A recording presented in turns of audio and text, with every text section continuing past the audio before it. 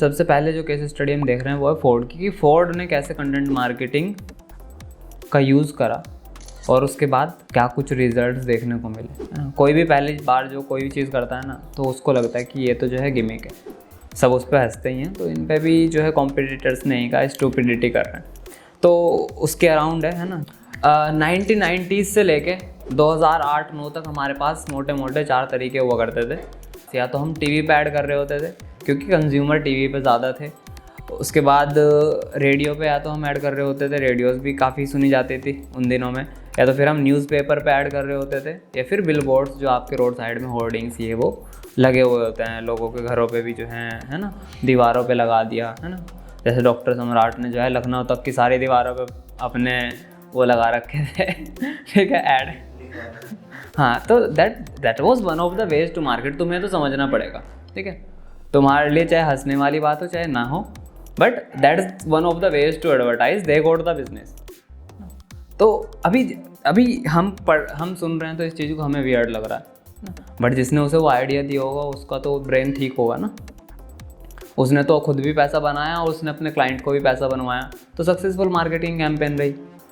चलो ठीक है, तो ये 4 तरीके हुआ करते थे इस टाइम 90s से लेकर 2009 तक।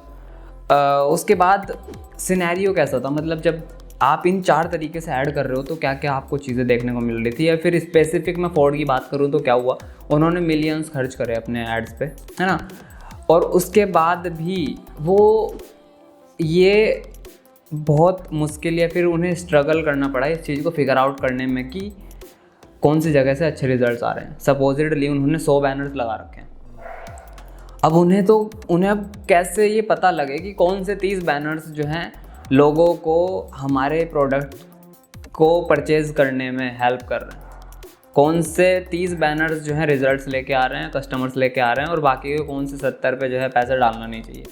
कोई रास्ता नहीं था उनके पास, है ना। कल परसों भी मैं यही बात कर रहा था कि अगर मैं आज यहाँ पे अपने शहर में सड़क के ऊपर एक पूरा का पूरा अपना बैनर लगवा दूँ इंस्टीट्यूट का, तो क्या होगा, हर तरह के लोग आएंगे, और मैं अगर 20 ऐसे लगवा दूँगा तो मेरे पास कोई रास्ता नहीं है ये पता करने का कि कस्टमर कहाँ से आया, अनलेस जब मेरे पास कस्टमर आ जाएगा तो मैं उससे पूछ सकता हूँ कि जी आपने क्या देखा था।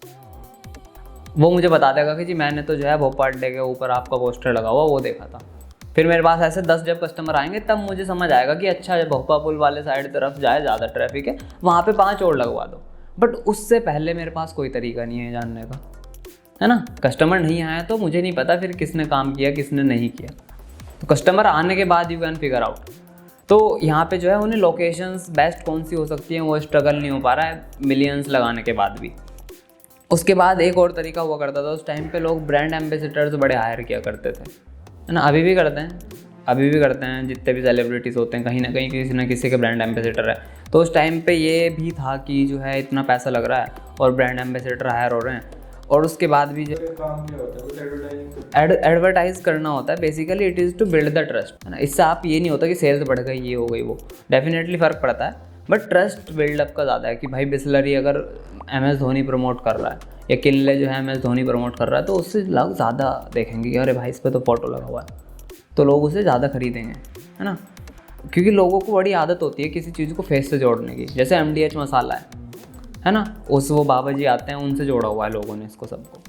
MDH मसाला जैसे आएगा वो बुढ़े बाबा आ जाएंगे हमारे उसमें, लोगों ने उससे रिलेट किया हुआ है। तो फेस से लोगों को जोड़ना होता है ताकि ट्रस्ट बन जाए, और ट्रस्ट बन जाए तो लोग जो है खरीद लें, कन्वर्जन बढ़ जाए। तो वो था ब्रांड एम्बेसडर्स का गेम, है ना। तो ऑल एंड ऑल क्या हो रहा था कि बस उम्मीद पे चल रही थी उस टाइम पे, मिलियंस लगा दिए एड्स पे, और उसके बाद क्या कर रहे हैं हम उम्मीद कर रहे हैं कि जो कस्टमर हमें चाहिए वो कहीं ना कहीं किसी तरीके से आ जाए, है ना। तो ये कब तक का गेम था आपका, 2009 तक का।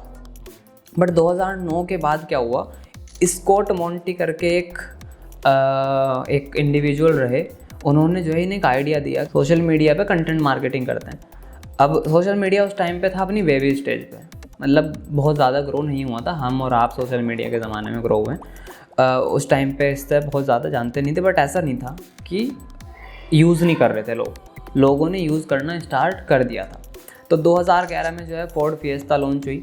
2009 में इन्होंने क्या किया, इन्होंने 100 सोशल मीडिया इन्फ्लुएंसर्स को उठाया जो शुरू में अपनी प्रेजेंस बना चुके थे, और इन्होंने क्या किया, इन्होंने 6 महीने के लिए इन लोगों को अपनी गाड़ी दे दी और कहा कि आपको कुछ स्पेसिफिक टास्क करने हैं, हम 6 महीने के लिए आपको गाड़ी दे रहे हैं।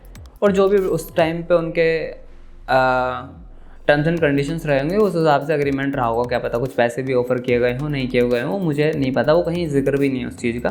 बट ऑल इन ऑल हुआ क्या था, इन अ नटशेल उन्होंने 6 महीने तक यूज़ करने के लिए 100 लोगों को चुना और कहा कि आप हमारी गाड़ी इस्तेमाल करो और हम आपको कुछ टास्क देते हैं। वो टास्क क्या क्या थे कि आपको वीडियो शूट करनी है और उन वीडियोज़ के थ्रू आपका जो एक्सपीरियंस है हमारी गाड़ी को लेके वो आपको बताते रहना है लोगों को। अब इसके बाद क्या हुआ, जो कॉम्पिटिटर्स थे वो सब हंसे, अरे ये फिर वो कर रहे हैं, ये तो बेकार चीज़ें हैं, बेकार बातें कर रहे हैं। तो 9 में इन्होंने पिक कर लिया था, 9 में ही ये प्लान हो गया था। Automobile marketing first time social media पे की गई थी 2009 में, वो भी फोर्ड ने ही की थी। अब जब ये कैंपेन हुई तो उसके बाद में रिजल्ट क्या रहे, इस कैंपेन से इन्हें जो है 6.2 मिलियन तो यूट्यूब पे व्यूज़ मिले, 7,50,000 फ्लिकर व्यूज़ मिले, 40 मिलियन इम्प्रेशंस ट्विटर से आए, है ना, 50,000 पोटेंशियल कस्टमर्स मिले इन्हें, 50,000 पोटेंशियल कस्टमर्स, जिनमें से 6,000 लोगों ने फिएस्टा के लॉन्च होने से पहले उसे ऑर्डर कर दिया। और सबसे हैरानी वाली जो बात थी ना वो ये थी कि 97% ये जो लोग हैं 50,000, इनमें से 97% लोग फर्स्ट टाइम फोर्ड बायर्स थे, उन्होंने उससे पहले फोर्ड की गाड़ी यूज़ ही नहीं की थी। So that was a massive revenue in US only. हाँ, तुम समझ रहे हो, इन्होंने एक कैंपेन की और इन्होंने उसका क्या पावरफुल यूज़ किया। क्योंकि सी, अगर मैंने आपको एक सामान बेचा है ना, तो और आपका उसके साथ एक्सपीरियंस बहुत अच्छा रहा, तो मुझे आपको जो दूसरा सामान बेचना है ना उसमें मुझे कितने बहुत कम एफर्ट्स लगाने पड़ेंगे। But on the other hand आप हो किसी पहली कंपनी के यूज़र और आपको उसके प्रोडक्ट भी पसंद है, उसके बाद मेरे लिए कम से कम जो है 5 टाइम्स कम से कम हार्डर होगा कि मैं आपको कन्विंस कर सकूँ कि नहीं जी मेरा एक बार ट्राई करो, मेरा बढ़िया है, मेरा प्रोडक्ट में दम है। तो 97% फर्स्ट टाइम फोर्ड बायर्स थे। इस कैंपेन की जो सबसे सक्सेसफुल बात रही वो यही थी कि इन्होंने इतने सारे फर्स्ट टाइम बायर्स निकाल लिए और 6,000 जो है प्री ऑर्डर करा दी फिएस्टा, तो यहाँ से इन्हें मिला बहुत अच्छा रेवेन्यू। तो ये थी एक छोटी सी केस स्टडी फोर्ड की।